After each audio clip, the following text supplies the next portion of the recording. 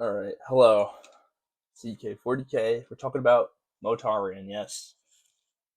I know, this is going to be kind of a long video, so stick with me, and if you enjoy it, it'll be well worth your time. If you don't enjoy it, click off the video. You can leave it in the comments. This was awful. And you know what I'll say? Okay, I'll get over it pretty quickly. So, without further ado, let's talk about the Pale King. So, who is Mortarion? How would you describe Mortarion? How would I describe him? I would describe him as hypocritical, petulant, and just miserable. And it's true. He's all those qualities, but he's also, I would say, a very tragic character in and of himself. I made a video previously kind of going over why he's tragic, so I might link that in the description. If you want to go watch that, you can go watch that. But that being said, I'm sure everyone watching is familiar with Barbarous and his upbringing, so I'm not going to go super into detail with that, otherwise we'll be here a while because I get sidetracked easily.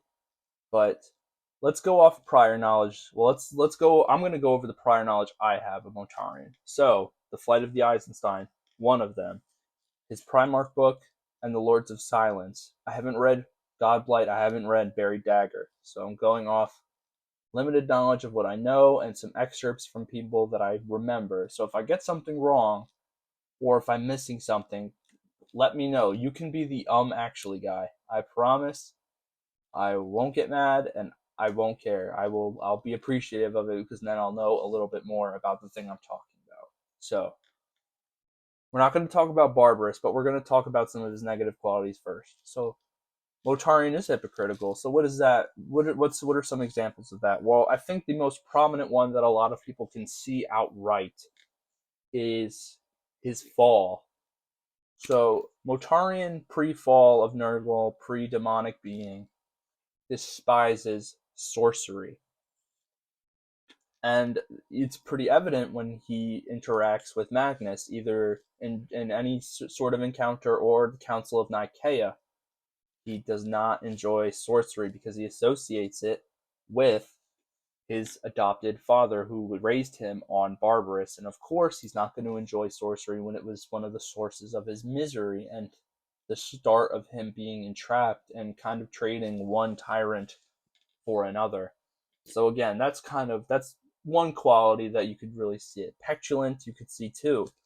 A lot of the traitor Primarchs think they deserve to be War Master. Mortarion did as well. What reason does Mortarion have to be War Master that the others don't already have? His Legion was already not really completing that much, were they? Maybe they were. But again, these are small details about him. Petulant, hypocritical. But overall, Mortarion is a tragic character. And Mortarion, unfortunately, much like Conrad, I would say, and even Perturabo, his biggest enemy is not Guilliman or the Emperor or Nurgle. Mortarion's biggest enemy is himself.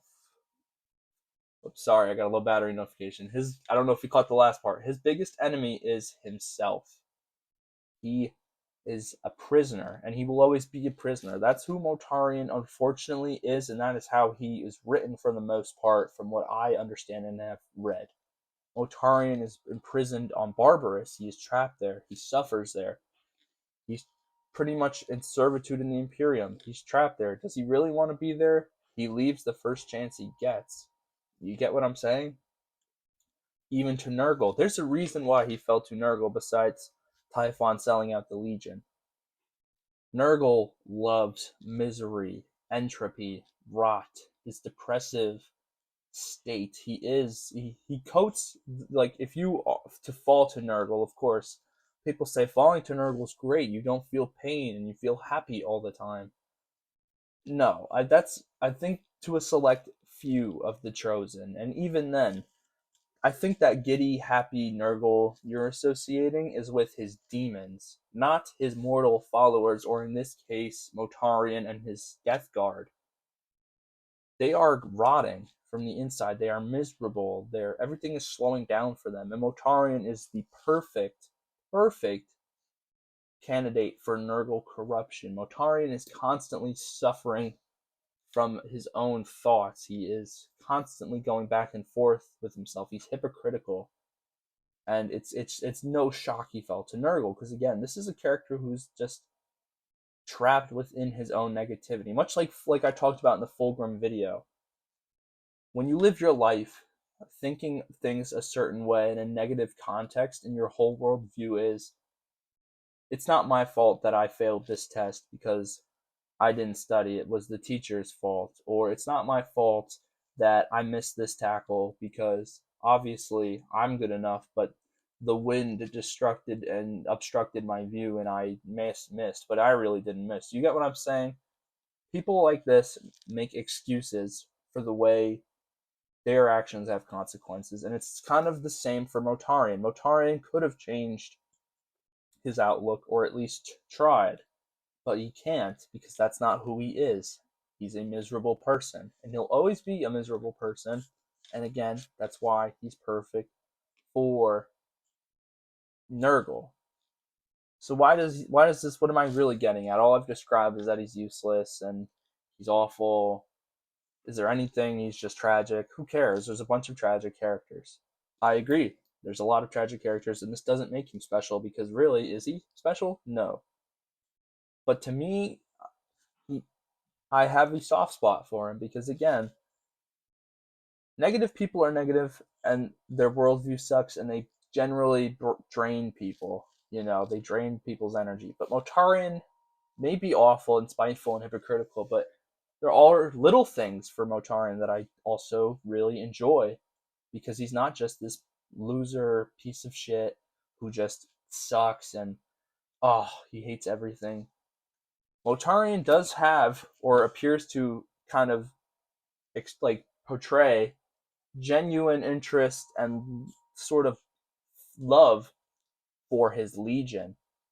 You know, Vorks from the, in the Lords of Silence, Vorks again was there from Barbarous. He was there when Mortarion freed, the Barbaran people, and he's suffered living in Barbarous, and most of the Legion has suffered living in Barbarous. So there's a reason why it's kind of split between Typhus and Mortarion, but there's a reason why those who are loyal to Mortarion are loyal to him. It's not just because he's a Primarch and has the Primarch aura.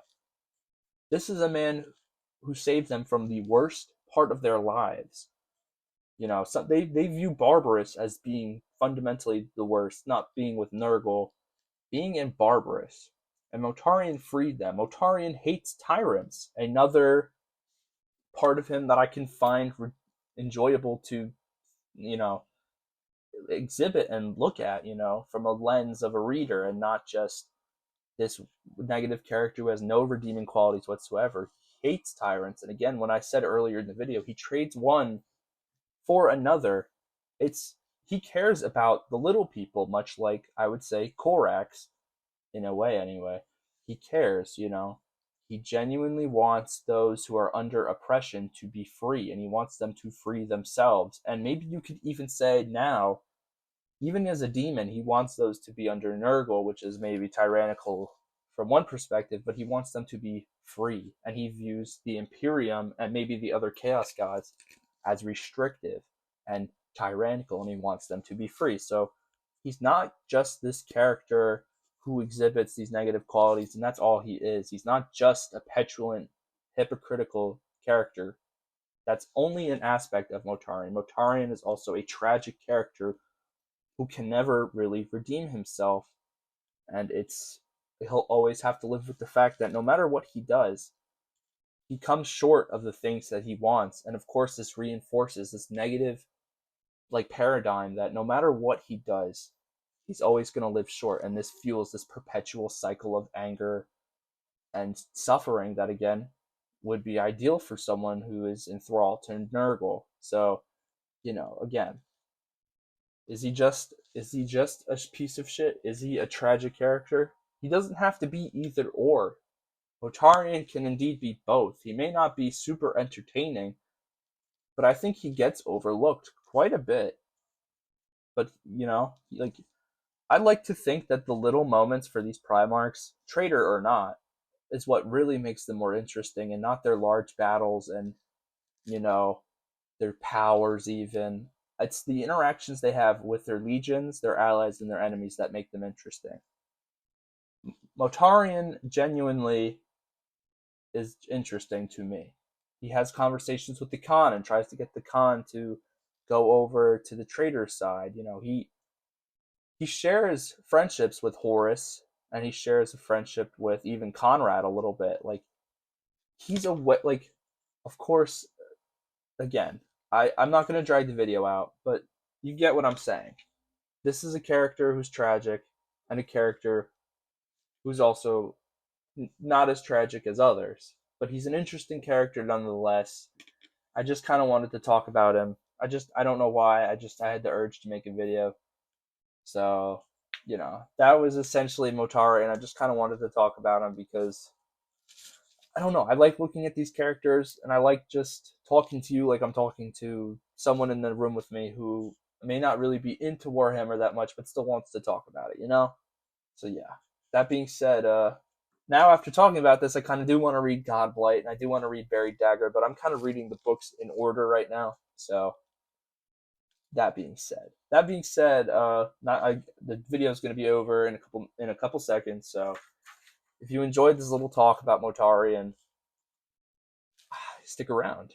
There's going to be a lot of talks, a lot of characters. There's going to be a lot of takes thrown around. There're going to be some good takes. There's going to be some takes that make you want to go into the comments and say, "Bro, do you know anything about Warhammer? You suck." And I'm going to say, "Enlighten me." But no, if you like this, stick around. If you didn't, that's okay. I'm got nothing else to say, so I'm out of here. Thank you for watching.